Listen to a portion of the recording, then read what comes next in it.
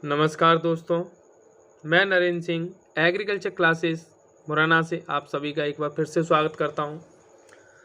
बहुत सारे बच्चे प्री बोर्ड के एग्ज़ामों के ऑब्जेक्टिव क्वेश्चनों के लिए कई बार फ़ोन लगा रहे थे कि सर ऑब्जेक्टिव हल करा दो। तो इस परेशानी को देखते हुए मैं आज आपको फसल उत्पादन एवं उद्यान शास्त्र प्री बोर्ड परीक्षा 2021-22 के जो विकल्प हैं, ऑब्जेक्टिव क्वेश्चन हैं, उनको आपको सॉल्व करा रहा हूँ। तो आप सही से यहाँ से आप कई जगह मैंने कई वीडियो बच्चों ने दिखाए, तो वहाँ पे कई क्वेश्चनों को, बहुत सारे क्वेश्चनों 5 से 7-8 क्वेश्चनों को गलत कराया गया है। आप हमारे चैनल से जुड़कर अपने क्वेश्चनों को बिल्कुल सही से करें। चलो तो शुरू करते हैं फसल उत्पादन एवं उद्यान शास्त्र कक्षा 12वीं के प्री बोर्ड पेपर को सॉल्व करते हैं। देखें,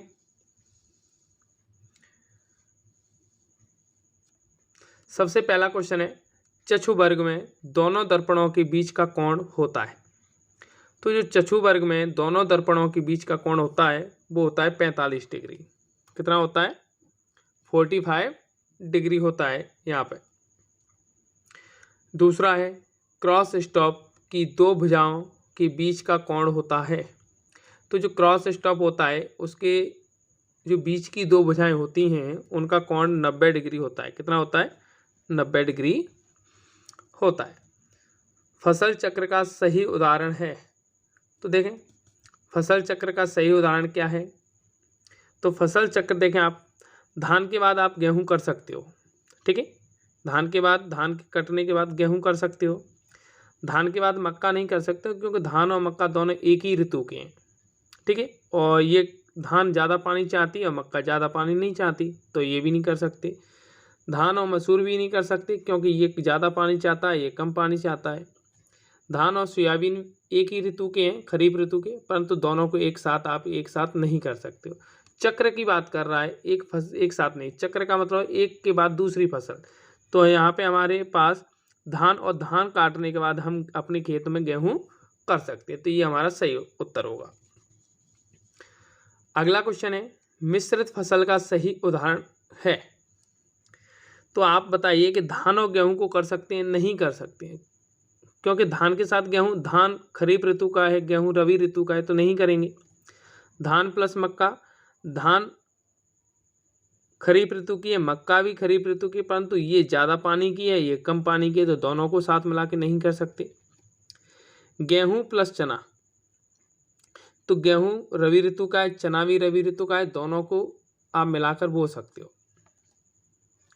मक्का प्लस गेहूं, तो मक्का के साथ गेहूं, मक्का खरीफ ऋतु का है, गेहूं रबी ऋतु का है, तो इसको भी नहीं कर सकते। तो यहाँ पे ये जो हमारा गेहूं प्लस चना है वो हमारा उत्तर सही होगा। ठीक, आगे चलते हैं। एक ग्रीन मैन्योर है। ग्रीन माने हरी, मैन्योर माने होता है खाद। तो आपने क्वेश्चन पढ़ा होगा हरी खाद किसे कहते हैं। तो वही है कि एक ग्रीन मैन्योर है। तो गेहूं, सनई, गन्ना और सोयाबीन, इनमें जो सनई है इसका प्रयोग हम हरी खाद के रूप में या ग्रीन मैन्योर के रूप में करते हैं। ये एक दलहनी फसल, दलहनी कुल की फसल है, लेग्यूमिनेसी कुल की फसल है। अब आगे चलते हैं, आपका क्वेश्चन नंबर 2। क्वेश्चन नंबर 2 है, गंटर्स जरी, गुंटर्स नहीं, गंटर्स जरी की लंबाई होती है। तो वैसे तो 66 फीट होती है, परंतु यहाँ पे गज दिया हुआ है, तो यहाँ पे जो आंसर आएगा वो आएगा 22 गज। ठीक है, गज में दिया है इसलिए हमें क्या है, 22 गज। पशुओं में पिता व बेटी के संभोग से होने वाले प्रजनन को क्या कहते हैं? तो इसको कहते हैं सम प्रजनन। कौन सा प्रजनन? सम प्रजनन, यानी क्लोज प्रजनन। अरहर का कुल क्या होता है? तो अरहर की फसल तो आपने पढ़ी ही है, लेग्यूमिनेसी होता है। जितनी भी दाल वाली फसलें होती हैं वो सब लेग्यूमिनेसी कुल की होती हैं। आरा मक्खी फसल का एक प्रमुख कीट है। तो आरा मक्खी है वो सरसों का प्रमुख कीट है। लैक्टोमीटर जो यंत्र है उसका उपयोग करते हैं। तो लैक्टोमीटर जो यंत्र है इसका उपयोग हम दूध के आपेक्षिक घनत्व को मापने के लिए करते हैं। आपेक्षिक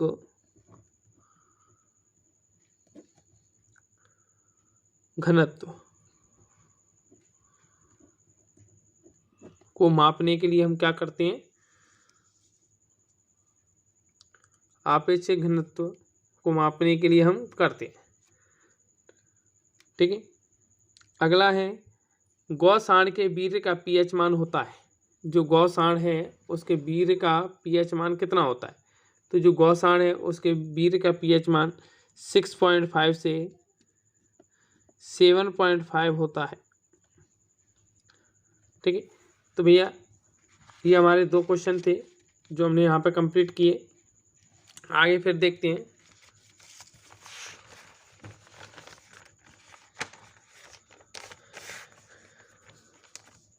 देखें, अगला है प्रश्न क्रमांक 3। प्रश्न क्रमांक 3 में देखें तो पशु प्लेग जो रोग है, आपने फसल उत्पादन में नहीं पढ़ा होगा।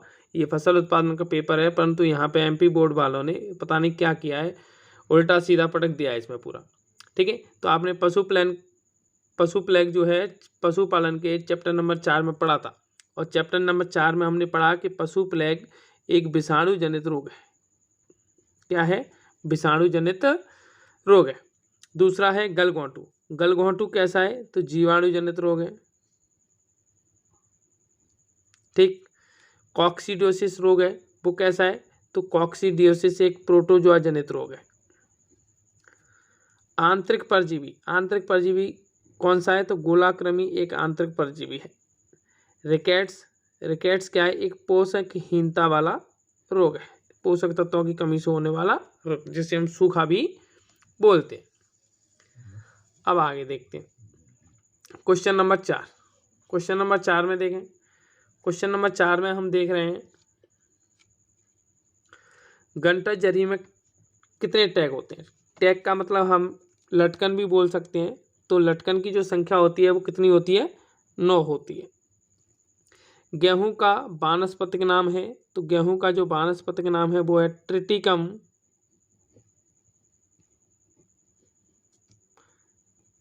एस्टिवम।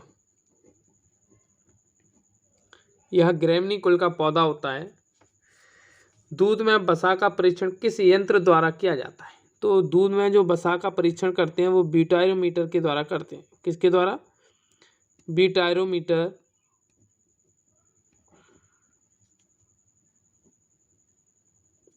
यंत्र के द्वारा करते हैं। ठीक। अगला क्वेश्चन है भैंस को 100 किलोग्राम शरीर भार पर प्रतिदिन कितना शुष्क पदार्थ देना चाहिए? तो 3 किलोग्राम शुष्क पदार्थ देना चाहिए। किन 2 पशुओं के आपस में संभोग करने से खच्चर पैदा होता है? तो भैया गधा इंटू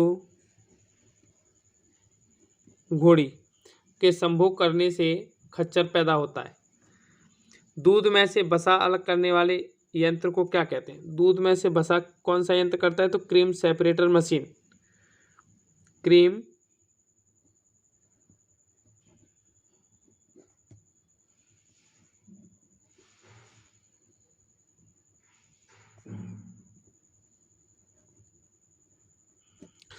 सेपरेटर मशीन के द्वारा दूध से वसा को अलग किया जाता है।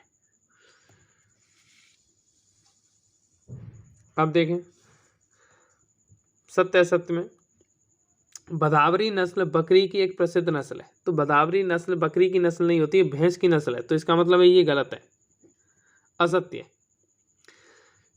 स्वस्थ गाय के शरीर का तापक्रम 88.4 फ़ारेनहाइट से 58.4 डिग्री फ़ारेनहाइट होता है। गलत है।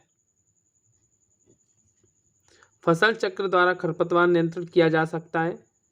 तो सत्य है। फसलों को यदि आप बार बार पलट के बोओगे तो आप खेतों में खरपतवार कम होंगे। अविराम खेती, अविराम यानी बिना विराम के खेती में एक वर्ष में एक खेत में 4 फसलें उगाई जा सकती हैं। बिल्कुल सत्य है।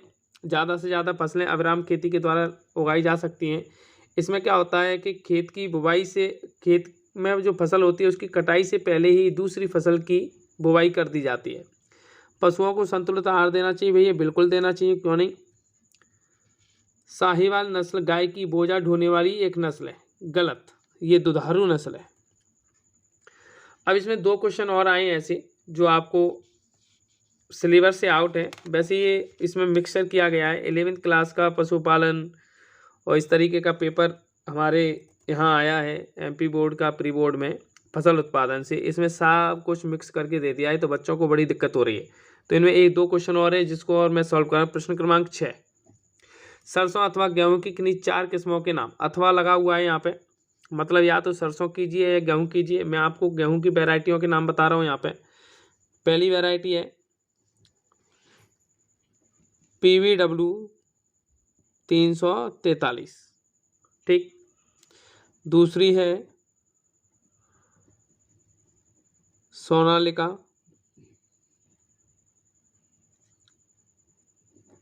तीसरी है K68 और अगली है नरेंद्र गेहूं, नरेंद्र गेहूं 4018, 4018, ठीक है। तो क्या है, नरेंद्र गेहूं 4018 इसकी वैरायटी। ये 4 वैरायटी आपको प्रश्न नंबर 6 में गेहूं की निम्न किस्मों के बारे में पूछा गया है, ठीक है। अगला क्वेश्चन है, एक ऐसे ही क्वेश्चन पूछा गया है यहाँ पे, ये रहा आपका प्रश्न क्रमांक 16। प्रश्न क्रमांक कितना है, 16। बैगन अथवा आलू की किन्हीं 6 किस्मों के नाम बताइए। तो हम यहाँ पे बैगन की नहीं, आलू की 6 किस्मों के बारे में लिखने वाला हूँ। यहाँ पे यहाँ नीचे लिखता हूँ मैं आपको, किसकी किस्में लिख रहे हैं, आलू की।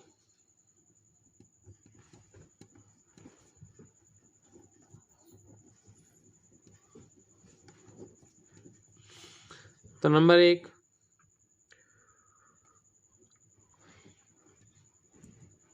Kufri Sangam,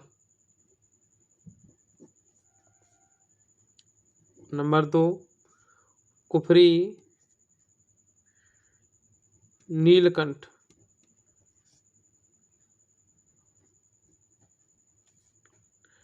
number 3 Kufri Pukhraj,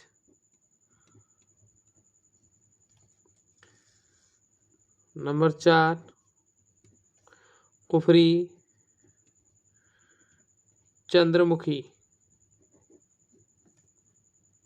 number 5 Kufri Lalit, number 6 Kufri Garma, ठीक है। यहाँ से ऑब्जेक्टिव क्वेश्चन आपको, आप लोगों ने पढ़ाई की है, सारी चीज़ें आपको मिल जाएंगी। ऑब्जेक्टिव क्वेश्चनों में ज़्यादा परेशानी आती है, तो वो मैंने आपको सॉल्व करा दिए, ठीक है। इस क्लास में इतना ही।